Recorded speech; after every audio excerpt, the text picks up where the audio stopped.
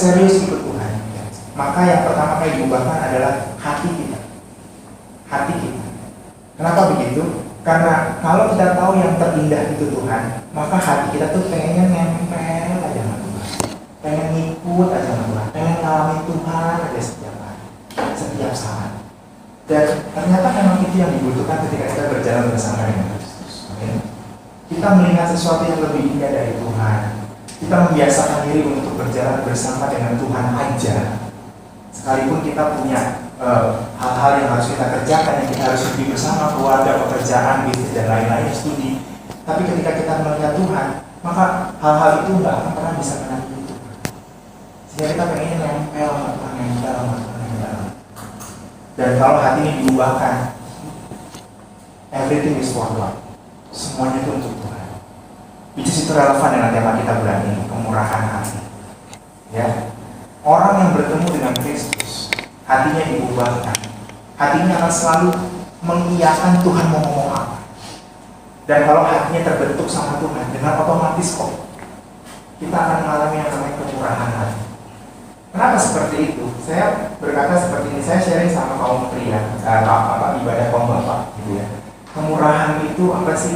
Kemurahan itu begini, sesuatu yang bisa kita dapatkan, padahal sebenarnya nggak bisa kita dapatkan. Ya, kalau kita ke mall, lihat barang yang mahal, kita mikir mahal ya, susah ya seperti ini ya. Tapi kalau murah ya gampang aja kita bisa keluar itu. Tapi kalau yang namanya kemurahan, ini bahasa kemurahan bener ya, bukan bahasa Betawi kemurahan ya. Kalau Betawi kemurahan, murah banget gitu kan. Ini kemurahan, ya kalau kemurahan, kita lihat, aduh mahal banget sih ya itu ya. Terus pemilik tokonya bilang gini, Bu, buat ibu kita kasih dengan harga sekian, ibu bisa berapa? Itu kemurahan. Sesuatu yang nggak bisa kita dapetin, tapi kita bisa dapatkan. Oh anugerah dong Pak, kasih karunia, yes, more like it. Seperti itu. Dan kalau kita bicara kemurahan hati, yang terlebih dahulu nunjukin siapa? Bu, Tuhan, Allah Bapa di surga yang menunjukkan. Dengan apa caranya? Ia menganugerahkan anaknya yang tunggal kepada kita, supaya kita tidak binasa, melainkan beroleh kehidupan kekal, alias keselamatan. Kenapa itu kemurahan? Karena kita nggak layak selamat, Bu. Dan ya, karena kita nggak layak selamat. Semua orang telah berdosa dan kehilangan kemuliaan Allah. Udah label, begitu bayi kita lahir, bayi itu kan masih suci banget. Siapa bilang kalau kita bilang semua orang tanpa terkecuali, Bu, bayi lahir detik pertama dia orang berdosa. Amin. Dia orang berdosa. Dan ketika kita tahu bahwa kita punya dosa, kita dilabeli orang berdosa, seharusnya kita nggak layak berhubungan dengan Allah. Itu yang udah ikut kelas Bible pasti udah tahu nih kan. Yang membuat jarak antara kamu, yang membuat Allah memalingkan muka terhadap kamu adalah kejahatan kamu, dosa-dosa kita. Artinya selama kita berdosa, Allah boro-boro mau ngomong buktian juga males. Berarti kan terpisah.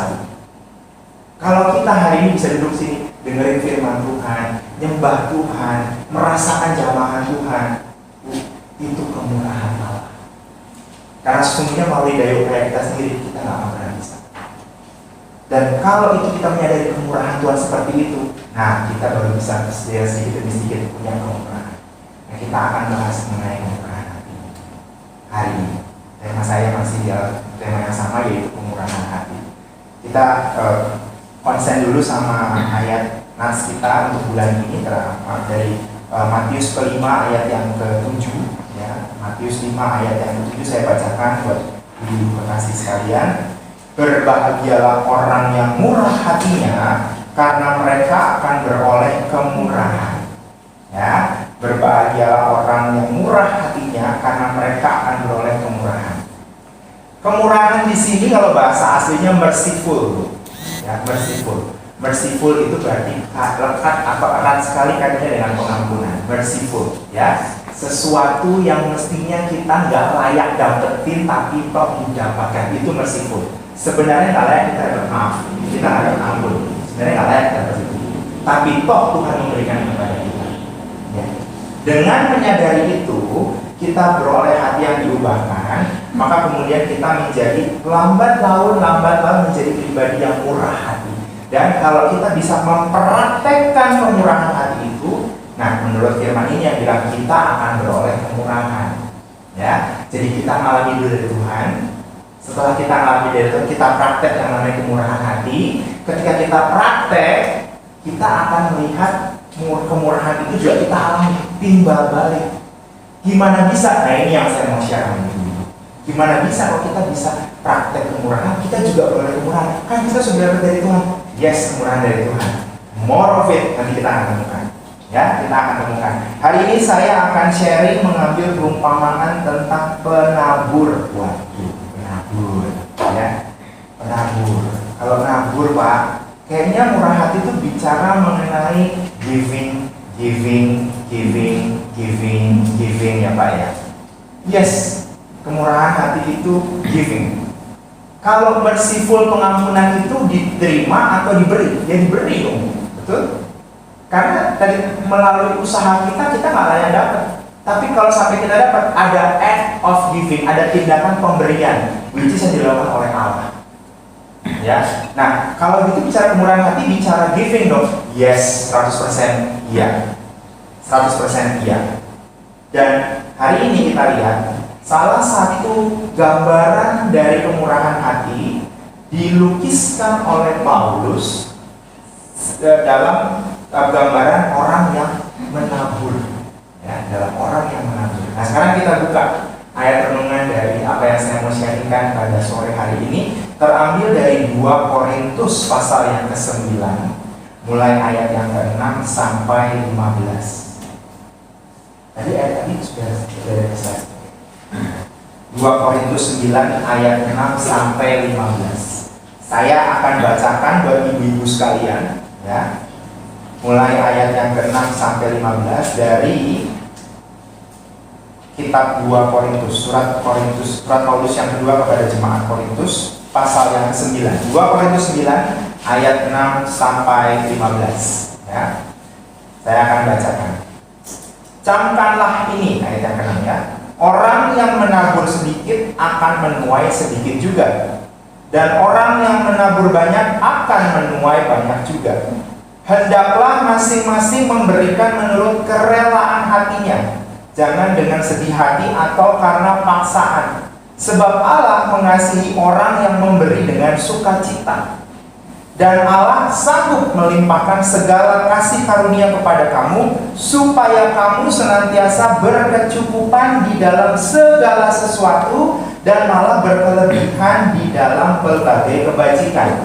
Seperti ada tertulis, ia membagi-bagikan, ia memberikan kepada orang miskin, kebenarannya tetap untuk selamanya. Ayat 10, ia yang menyediakan benih bagi penabur dan roti untuk dimakan, ia juga yang akan menyediakan benih bagi kamu dan melipat gandakannya dan menumbuhkan buah-buah kebenaranmu. Kamu akan diperkaya dalam segala macam kemurahan hati yang membangkitkan syukur kepada Allah oleh karena kami. Sebab pelayanan kasih yang berisi pemberian ini bukan hanya mencukupkan keperluan-keperluan orang-orang kudus, tetapi juga melimpahkan ucapan syukur kepada Allah. Dan oleh sebab kamu telah tahan uji dalam pelayanan itu, mereka memuliakan Allah karena ketaatan kamu dalam pengakuan akan Injil Kristus, dan karena kemurahan hatimu dalam membagikan segala sesuatu dengan mereka dan dengan semua orang. Sedangkan di dalam doa mereka juga merindukan kamu oleh karena kasih karunia Allah yang melimpah di atas kamu. Syukur kepada Allah karena karunia-Nya yang tak terkatakan itu. Amin.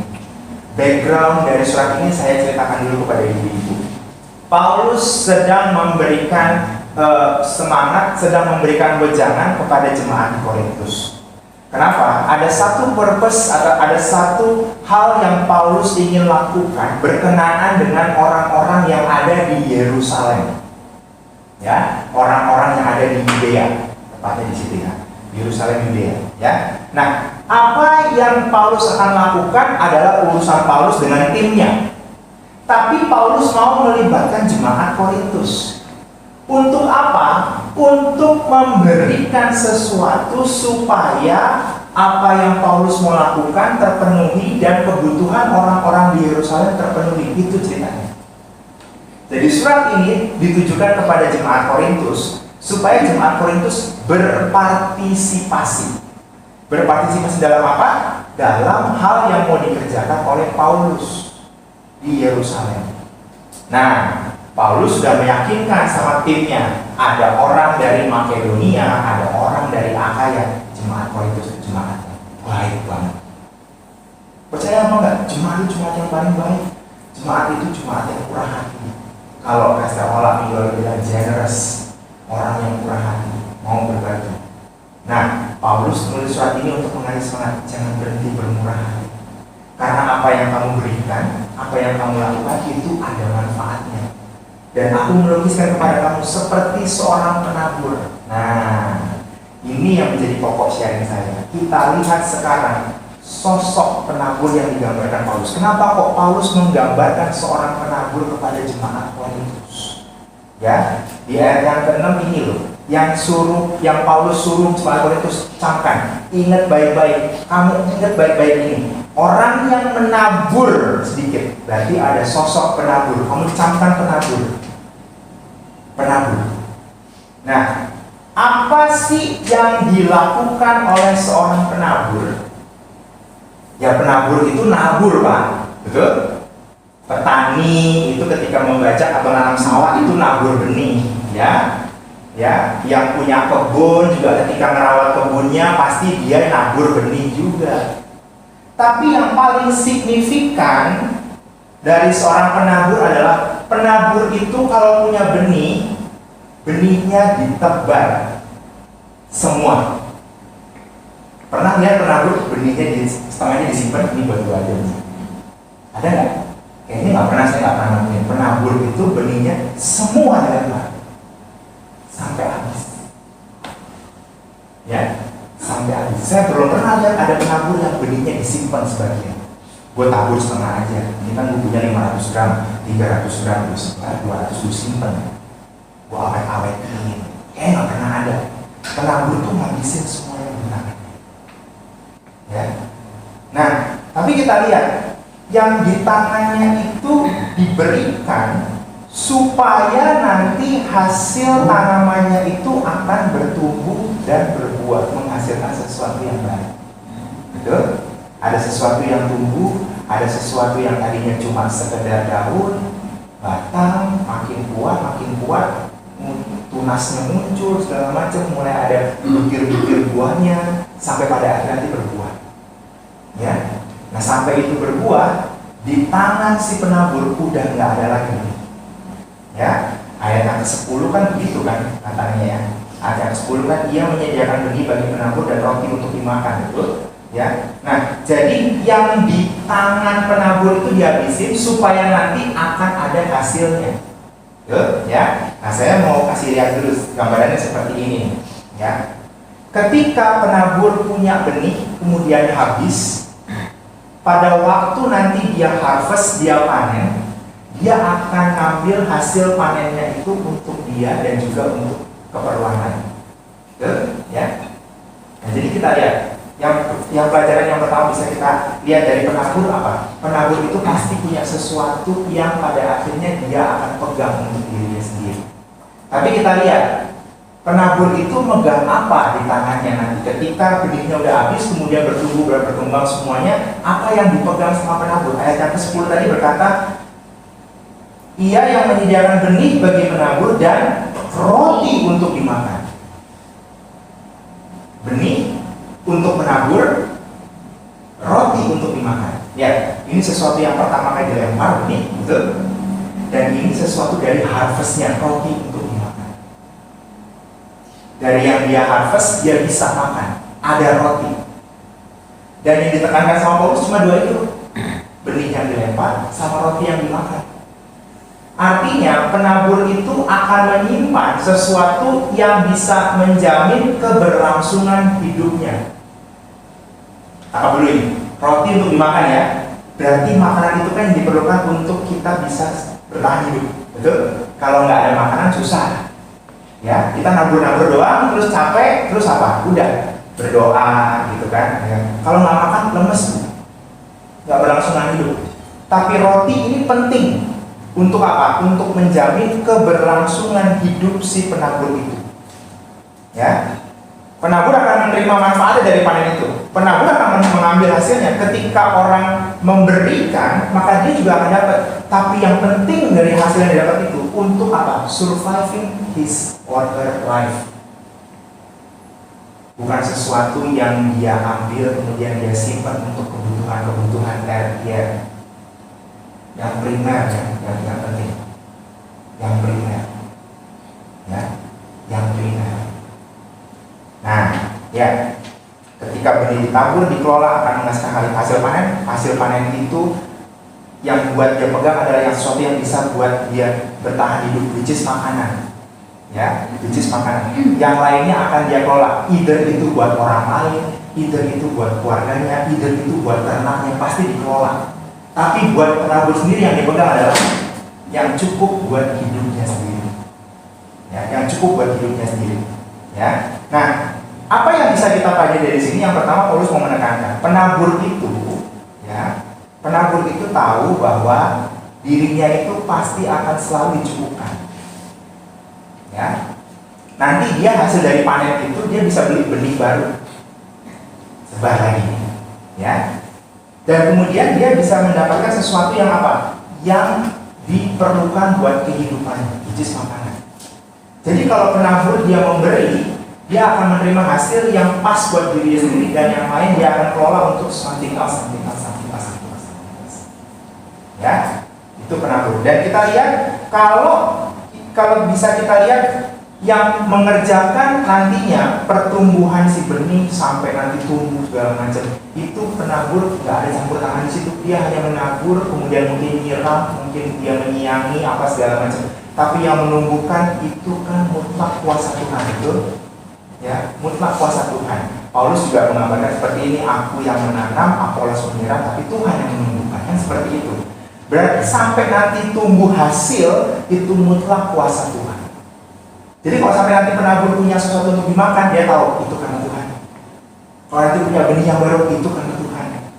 Jadi tugasku itu apa? Tugasku itu nyebar benih. Nanti buat aku makan, Tuhan sediakan. Nanti buat kebutuhan istriku gimana? Tuhan sediakan. Ternak-ternakku butuh makan, Tuhan sediakan. Alright, berarti partku hanyalah menabur. Nah, ini yang Paulus tekankan pada jemaat Korintus. Kalau kamu murah hati, pikirkanlah seperti seorang penabur. Nabur aja, kasih. Dan penabur itu tahu apa yang harus dilakukannya. Karena nanti akan lihat panen, oh ya, gue bisa makan. Oke, karena gue bisa makan, gue bisa mengelola sawah ini lagi. Karena aku masih hidup, aku bisa kelola kebun ini lagi. Istriku bisa makan, ternakku masih bisa makan. Orang-orang di sana akan bisa menerima hasil panenku kalau aku jual ke pasar. Mereka bisa hidup. Penting banget kalau gue nabur benih, makanya dia gak tahan-tahan. Kalau dia tahan-tahan, nanti mungkin cuma cukup sama ternaknya. Istriku gak makan nanti, gimana ya? Nanti gak makan, makanya dia habisin semua. Ya, karena dia tahu apa yang dia harus lakukan. Nah, dari pelajaran penabur ini, mari kita belajar. Setidaknya ada beberapa hal yang bisa saya bagikan. Ya, kalau kita memiliki sikap kemurahan hati, terus kita mau giving, apa yang bisa kita pelajari dari sikap penabur ini? Yang pertama, tadi seperti yang saya sudah katakan, penabur itu tahu maksud dan tujuan yang dilakukan pada sesuatu yang ada di tangannya. Kalau dia punya benih, dia tahu maksud dan tujuannya. Kenapa saya mesti lempar? Kenapa saya mesti menabur benih ini? Tahu tujuannya. Nah, kita kalau mempunyai kemurahan hati, Bu, ya, terus kita berpikir bahwa berarti saya harus giving dong, Pak. Saya harus memberi, saya harus melakukan hal yang baik. Betul. Tapi lihat, kalau kita nggak tahu maksud dan tujuannya, nggak akan ada artinya kemurahan hati. Pemberian kita nggak akan murah hati. Kalau kita mau sampai kepada tujuan bahwa pemberian yang murah hati itu seperti apa, harus tahu maksud dan tujuannya. Saya ngajak ibu-ibu coba ayat 7 sebentar. Ayat 7 itu kan berkata seperti ini, ya. Hendaklah masing-masing memberikan menurut kerelaan hatinya, jangan dengan sedih hati atau karena paksaan, sebab Allah mengasihi orang yang memberi dengan sukacita. Kebayang nggak kalau penabur itu nabur, dia sedih. Beli gua habis, beli gua habis, aduh beli gua habis. Nah, penabur itu akan dengan sukacita. Iya, beli gua banyak loh. Soal amin, soal buang semua. Dia akan sukacita. Kenapa seperti itu? Karena dia tahu maksud dan tujuannya. Di bahasa Inggris lebih menarik lagi.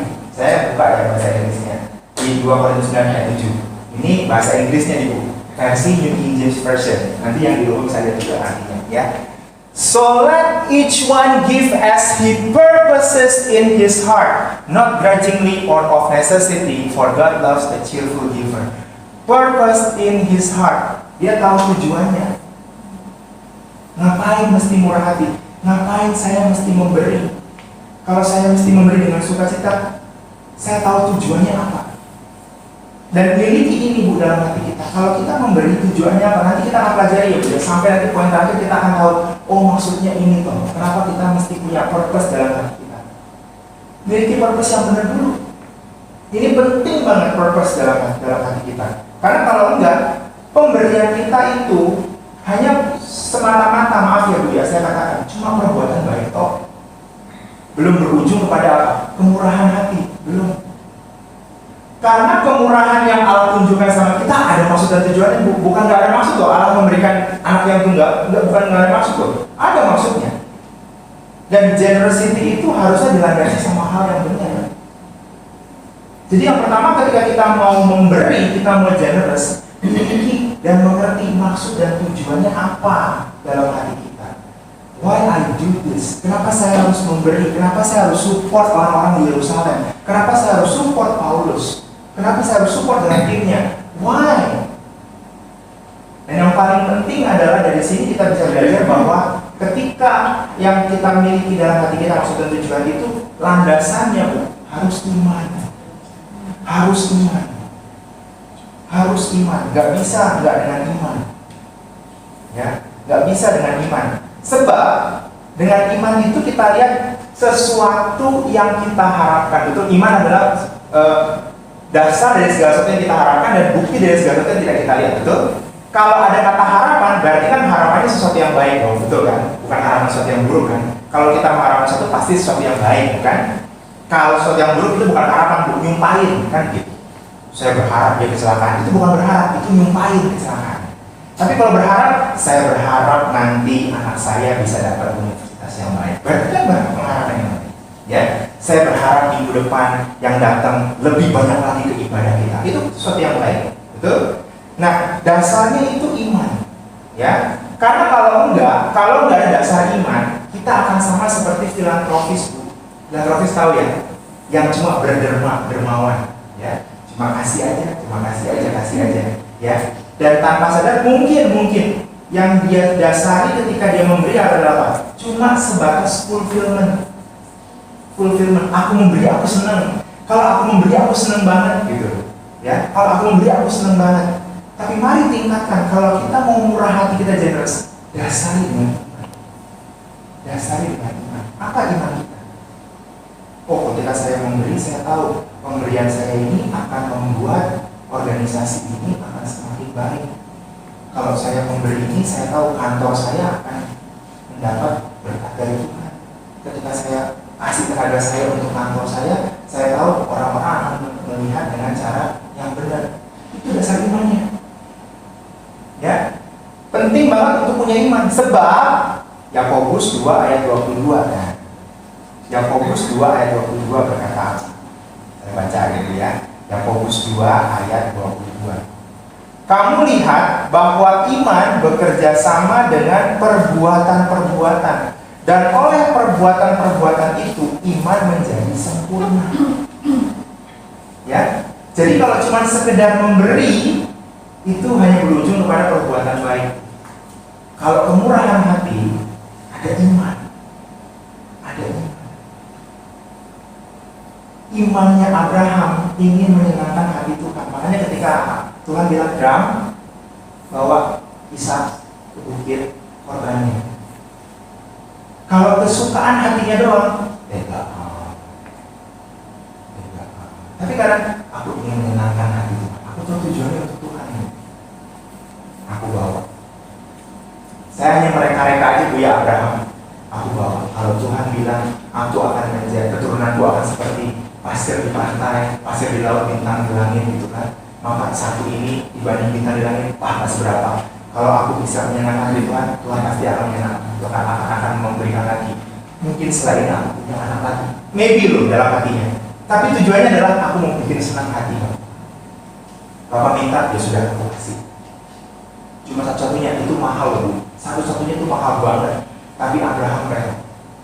Abraham iman. Ya. Dibandingkan kita lihat karena iman Abraham menyerahkan Ishak, ya kan? Karena imannya dia loh, ya. Nah, generosity atau kemurahan hati itu seperti itu, landasinya dengan iman. Iman apa? Ada apa? Oh, imanku ketika aku memberi kepada anakku, aku setia memberi kepada anakku, aku layani dia dengan sepenuh hatiku, aku akan melihat dia satu hari akan menerima Yesus. Aku alokasikan waktu buat anakku minta, ma temenin ma, yuk mama temenin, kemana? Karena dengan temenin bisa ngobrol, bisa introduce Yesus. Itu generosity loh. Karena jarang banget orang seperti itu sekarang. Mau pergi mana? Sama Pak Ahmad, naik mobil, supir maksudnya gitu. Mama gak bisa nganter, mama ada drakor. Generosity-nya, ya. Tapi landasannya mesti benar. Landasannya mesti benar. Bukan cuma sekedar kasihan ada yang temenin, ya wes tak temenin lah gitu kan. Tapi temeninnya dengan apa? Dengan cuma fulfillment doang. Kalau aku nemenin dia, aku puas. Tapi Paulus bilang landasi. Penabur tuh tahu kalau aku tabur itu akan tumbuh, aku dapat roti, keluargaku makan, ternakku makan, orang di kota Ana bisa menikmati sawahku ini. Karena nanti hasil itu dijual di pasar sana, mereka bisa menikmati. Penabur mikir saja sih.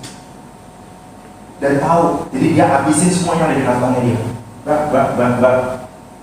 Ini akan tumbuh, ini akan jadi sesuatu yang bermanfaat. Murah hati seperti itu, dasari dengan iman.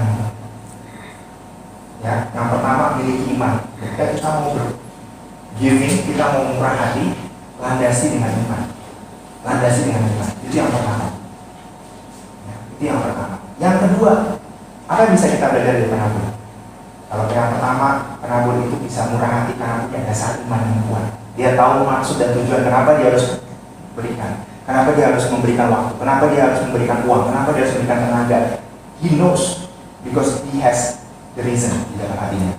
Yang kedua, penabur itu memberikan dengan kerelaan atau kemurahan hati dengan sikap bebas.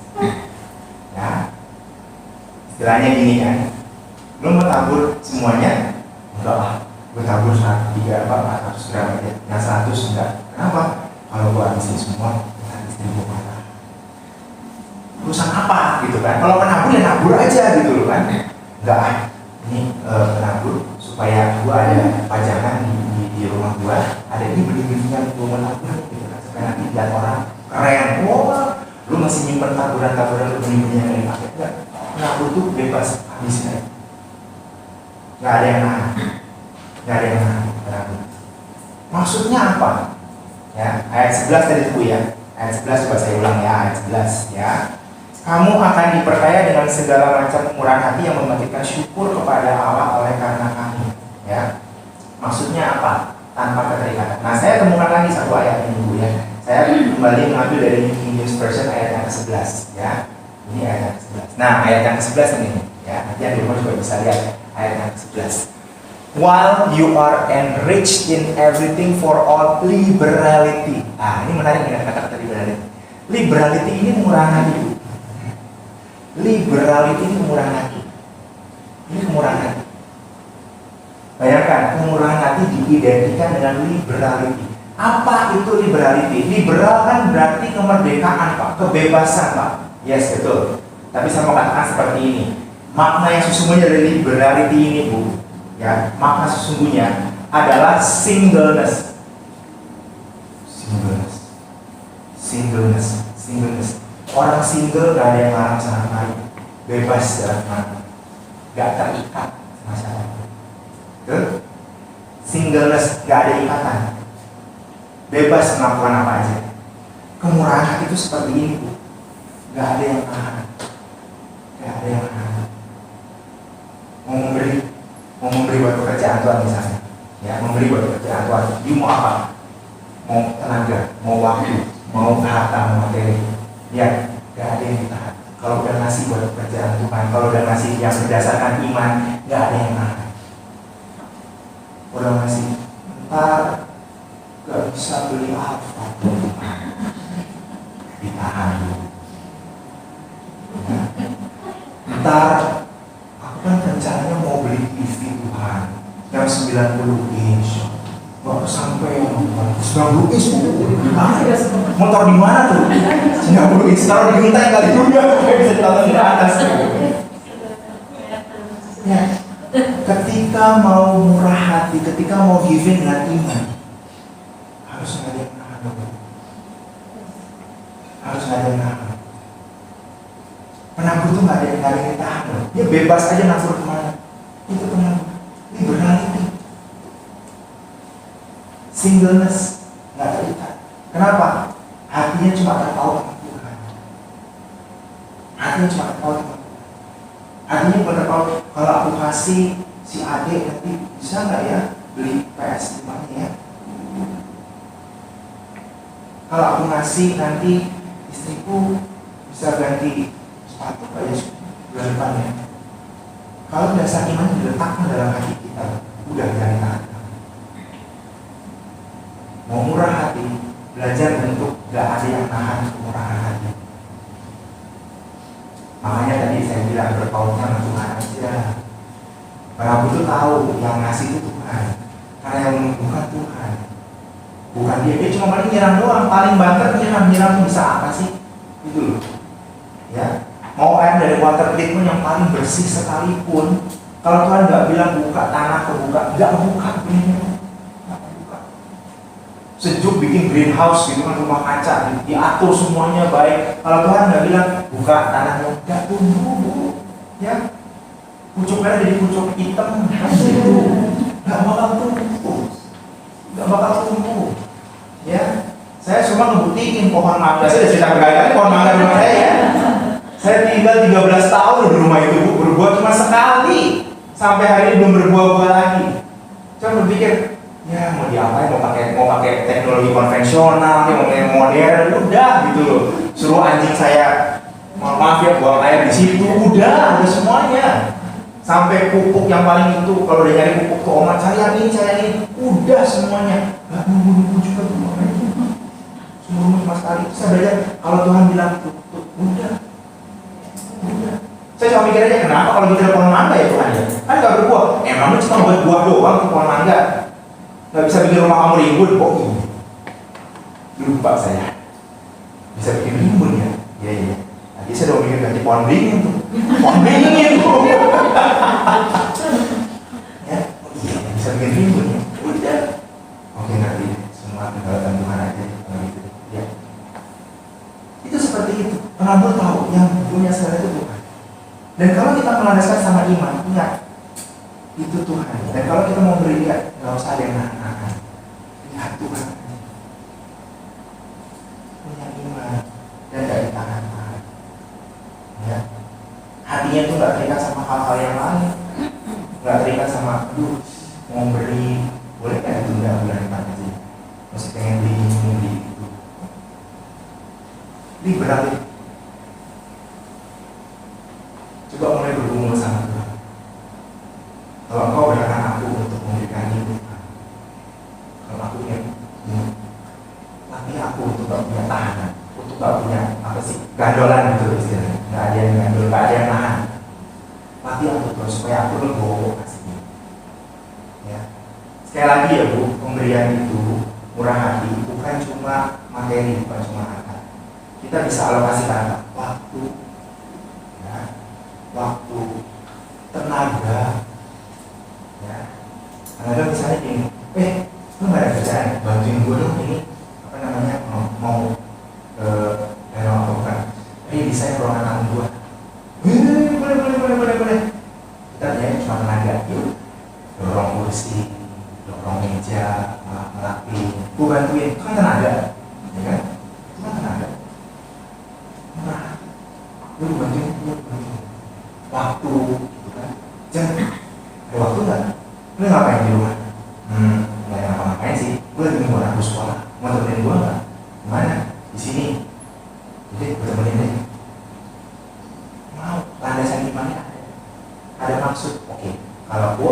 spending time buat orang ini, aku tahu maksudnya apa. Kalau aku kasih tenaga buat orang ini, aku tahu ada tujuan. Dasar imannya ada. Dan jangan ada yang nahan. Kalau sudah tahu alasannya, lakukan. Jangan ada yang nahan. Ya, jangan ada yang nahan. Kadang-kadang kita nyangkut sama yang itu sih Bu. Kita nyangkut sama yang gandol gitu. Kita mau beri pertimbangan kita, aduh, tahu deh. Gitu kan. Ada yang gandol. Ya, janji iman. Ya, aku janji iman Tuhan. Kalau misalnya nanti ini, aku akan kasih ini Tuhan. Dapat dong, bertepatan dengan itu ada kebutuhan lain. Janji imannya sekarang dia. Ini barang kan kebutuhannya. Kenapa ya? Karena ini aku lagi perlu banget ini. Boleh nggak janji imannya delay? Pasti aku tepati udah, tapi delay. Karena aku lagi pengen banget ini. Ini pas lagi sale, wah ini lagi pas datang ke sini teman aku nih waktunya. Karena aku janji mau kunjungan, ini pas teman aku datang, aku delay. Ya, jangan konsen sama yang gandol. Konsen sama yang Tuhan taruh dalam hati. Konsen yang Tuhan taruh dalam hati. Ketika kita murah hati, konsen sama apa yang ditaruh sama Tuhan yang hati. Karena kalau naruh konsen sama hal yang lain dan ini pekerjaan tertunda, maka yang kita dapatkan adalah bukan sesuatu yang luar biasa. Karena Alkitab juga berkata demikian. Matius 6, 19, ayat 21 ini keren banget, ini jelas banget gitu kan. Ayat-ayat untuk persembahan juga ini sering-sering disampaikan gitu ya. Kalau udah mau kolektor persembahan selalu dibacakan. But let's learn about this gitu ya. Matius 6 ayat 19 sampai 21. Matius 6 ayat 19 sampai 21. Ya. Janganlah kamu mengumpulkan harta di bumi ngengat dan karat merusakkannya, dan pencuri membongkar serta mencurinya. Tetapi kumpulkanlah bagimu harta di sorga. Di sorga, ngengat dan karat tidak merusakkannya, dan pencuri tidak membongkar serta mencurinya. Karena di mana hartamu berada, di situ juga hatimu berada. Kalau kita konsen sama yang gandol, jangan-jangan kita miss sama sesuatu yang disiapkan di sorga. Pertimbangannya manusiawi, pertimbangannya logis, bahkan karena pertimbangannya rohani, kelihatan. Tapi lihat, kalau Tuhan yang ditaruhkan dalam hati kita adalah sesuatu yang A, sementara yang B ini kelihatannya bobotnya sama berat, konsen sama yang A aja yang buat. Konsen sama A aja yang buat. Kalau Tuhan inginkan kita berpartisipasi seperti jemaat yang ada di Korintus, konsentrasinya adalah bantu Paulus penuhi kebutuhan jemaat di Yerusalem, orang-orang di Yerusalem. Udah gitu. Karena urusan saya mau penuhi Tuhan, kita rumah tangga saya gimana? Penabur, dapat roti untuk dimakan, tenang. Itu loh Paulus bilang seperti itu. Kalau fokus utama yang Tuhan taruhkan adalah orang-orang di Yerusalem, udah fokus di situ, orang di Yerusalem, orang di Yerusalem. Nanti rumah tangga gimana? Penabur makan roti.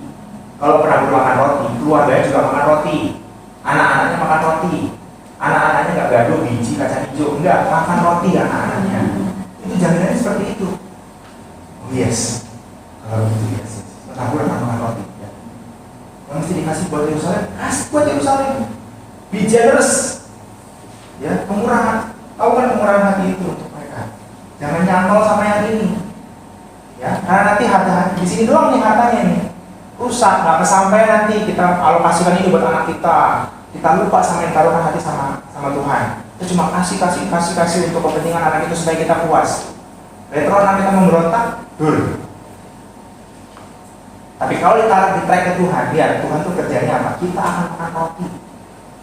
Roti itu sajian yang paling enak loh, ya, roti. Jamuan itu isinya roti. Perjamuan itu isinya roti. Ya karena mereka nggak makan beras sama kayak kita, enggak roti. Tapi jamuan itu jamuan kalau pakai roti berarti itu standar dan mewah. Ya kalau penabur makan roti, berarti penabur makan mewah. Sudah pasti itu dampingannya ada daging, ada anggur, itu roti. Kalau bilang makan roti ada pendampingnya, berarti makan mewah. Penabur nggak kekurangan, penabur berkecukupan. Ya, jadi kalau udah ditaruh jangan ada yang gantung. Liberality, bebas, jangan ada yang mengikat kita. Kemurahan hati tidak dihalangi oleh sesuatu yang mengikat kita atau menghalangi. Yang ketiga, Ini yang penting. Yang ketiga, poin terakhir yang akan saya berikan, ini yang penting. Ya. Kemurahan itu lahir dari pengakuan hati yang sepenuhnya memposisikan Tuhan yang berdaulat atas hidup seseorang. Kemurahan. Karena dia tahu Tuhan terlebih dahulu berkemurahan hati kepadanya. Sehingga kita bisa belajar bahwa oke, kalau Tuhan berkemurahan hati, berarti Tuhanlah yang segala-galanya. Karena dengan kekuatanku tidak mungkin. Nah, ini yang menjadi titik pertemuan tadi antara iman yang dalam hati kita sama nggak ada yang nahan. Ini muaranya di sini. Ya, kalau kita berkemurahan hatilah karena akan melihat Tuhan berdaulat dalam hidupmu dan dalam hidup orang lain. Kita akan bahas sama-sama ya. Kita akan sama-sama. Ya, ayat yang ke-12 ya, ayat yang ke-12. Perhatikan ya, ayat yang ke-12. Ini loh, Paulus mau mengajarkan muaranya di sini loh, cuma Korintus. Muaranya di sini loh, nah. Muaranya di sini. Kalau kamu memberi dengan kemurahan, kalau kamu nggak tahan-tahan, kalau kamu mengerti maksud tujuan, ini loh muaranya. Ayat 12. Sebab pelayanan kasih yang berisi pemberian ini bukan hanya mencukupkan keperluan-keperluan orang kudus. Lihat, bukan cuma mencukupkan. Kamu ngasih bukan cuma mencukupkan kebutuhan mereka di Yerusalem. Mereka lagi butuh makan, mereka bisa makan. Enggak cuma itu. Tapi lihat yang berikutnya, ini dahsyat. Tetapi juga melimpahkan ucapan syukur. Enggak berhenti di situ. Kepada siapa, Bu? Kepada Allah. Kalau ucapan syukur kepada Allah, berarti jiwa itu mengakui kedaulatan Tuhan. Kalau mengakui kedaulatan Tuhan, berarti menjadikan pribadi itu mengikut Tuhan apa enggak, Bu? Yes. Ini loh maksud Paulus. Kamu murah hati kan? Lihat jiwa-jiwa itu nanti akan memuliakan Tuhan. Tadi di ayat pembacaan kita ada buah-buah kebenaran, betul lah ya? Ayat berapa tuh buah kebenaran? Buah kebenaran. 10 ya. Menumbuhkan buah-buah kebenaran. Bu, saya mau tanya sama semua yang ada di sini. Kita semua yang ada di sini, saya percaya sudah pernah menerima, mengalami yang namanya buah-buah kebenaran toh. Kalau ada di sini dong, betul nggak? Menikmati buah kebenaran dong, ya. Apa yang difirmankan diamini terjadi dalam kehidupan kita, itu buah kebenaran kan? Bayangin sekarang kalau ibu murah hati kepada seseorang yang ibu melayani, someday orang itu akan bilang, Tuhan, aku percaya kepada Engkau. Apa enggak hatimu luar biasa di hadapan Tuhan? Itu loh maksud Paulus. Berkemurahan hati. Someday kita akan lihat orang yang kita layani, jemaat yang kita layani, siapapun yang kita layani, someday mereka akan mengucap syukur kepada Allah. Engkau baik ya Tuhan. Dan kemurahan hati kita itu yang nggak akan pernah sia-sia itu.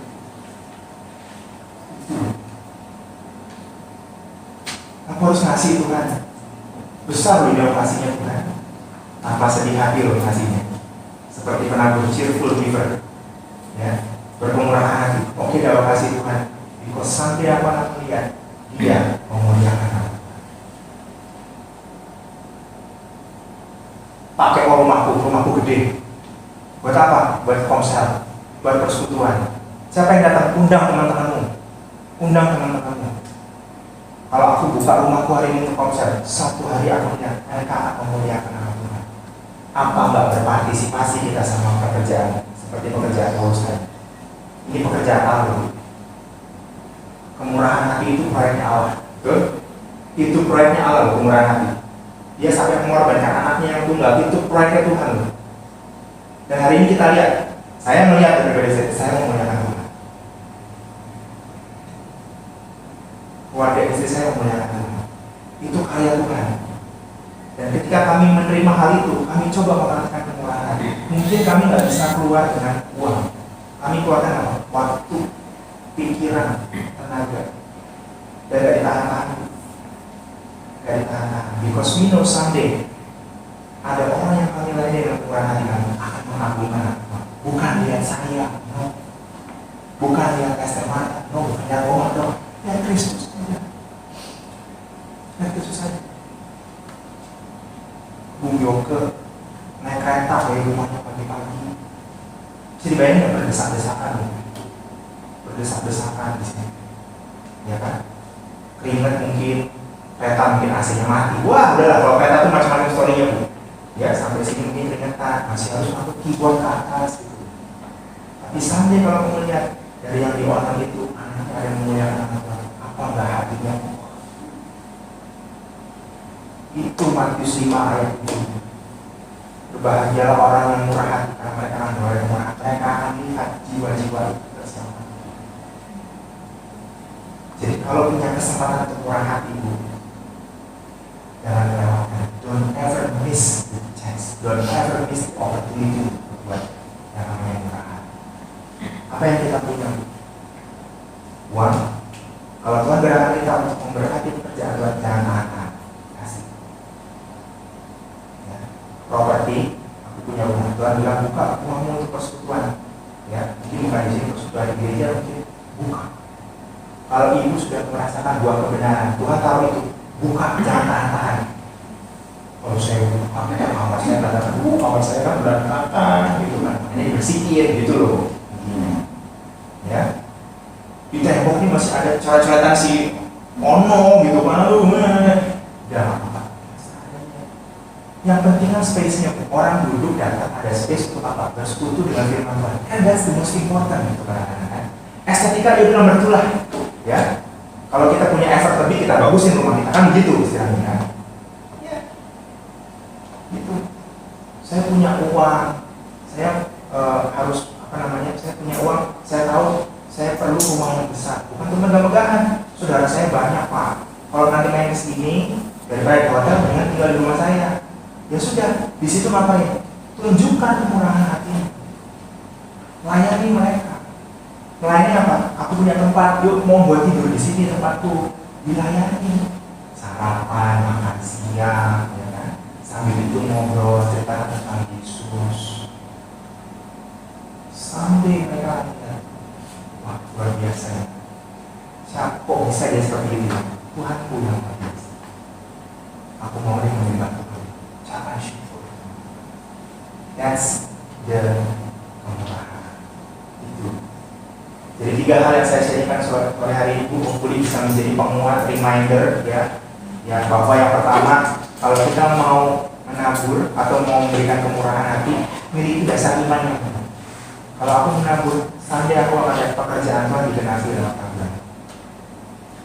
Yang kedua, kalau aku nabur, aku nggak mau ada yang nahan-nahan, karena hatiku terpaut sama Tuhan. Yang sudah memberikan itu Tuhan. Yang ketiga, kemurahan hati akan berujung kepada pilihan nama Tuhan dipermuliakan. Tuhan berdaulat dalam kehidupan kita dan dalam kehidupan orang lain. Selamat berkemurahan.